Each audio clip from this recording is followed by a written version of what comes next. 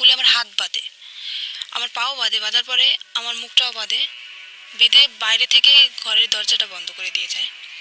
তো পরপর 2-3 দিন আমার একটা দেবর আছে, ও আমাকে এসে, ছোট অনেক ছোট, আমাকে 2-3 দিন ডাকছে, কিন্তু দরজা তো বন্ধ আর আমার মুখও তো বন্ধ।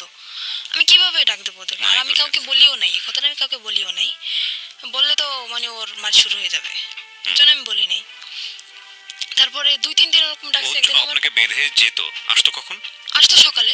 তো আপনি এই সময়টা কি করতেন? ওরকম অবস্থা আমি ঘুমাই যেতাম, আমি কান্না করতে করতে ওরকম অবস্থায় আমি ঘুম পড়ে যেতাম, আর সকালবেলা এসেও খুলে দিত। সকালবেলা আসে যখন খুলতো তখন আপনি কিছু বলতেন না? কি বলবো, বললে তো মারতো, হয়তো কিছু বলতাম না। আপনার মাকেও বলতেন না? কাউকে না। আর আমার এমনও কোনো দিন গেছে যে দীর্ঘ 1 সপ্তাহ আমি না খেয়ে থাকছি, তাও আমি আম্মুকে কখনো বলিনি। তো আমি মানে খুব লাভ করতাম ওকে, আমি এখনো করি।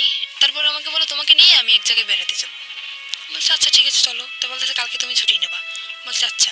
পরে ও আমাকে নিয়ে, মানে আমার লাইফে ফার্স্ট আমি ওই জায়গাটা যখন দেখি, আমাকে একটা জায়গায় নিয়ে যায়, সেখানে সব মেয়েরা।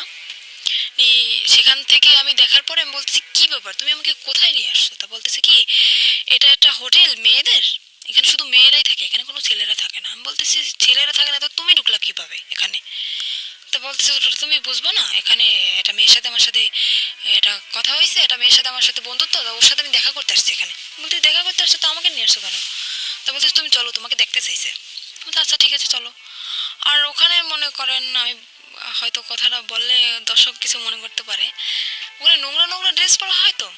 তো আমি ওগুলো দেখে আমার খুব খারাপ লাগতেছে, আমি বলছি আমি ভিতরে যাবো না, তোমার যদি দেখা করার দরকার হয় তুমি যাও, আমি এখানে নিচে দাঁড়াইতেছি, তুমি যে দেখা করে চলে আসো। তো বলতেছে না তোমার যাওয়াই লাগবে। আমাকে নিয়ে দোতলায় গেল, ওরা দোতলা সিস্টেম, দোতলায় গেল, যাওয়ার পর একটা রুমের ভিতরে ঢুকানো হলো। ও রুমটা ভিতর থেকে বন্ধ করে দিল। কে বন্ধ করলো? আমার হাজবেন্ড আচ্ছা। ভিতর থেকে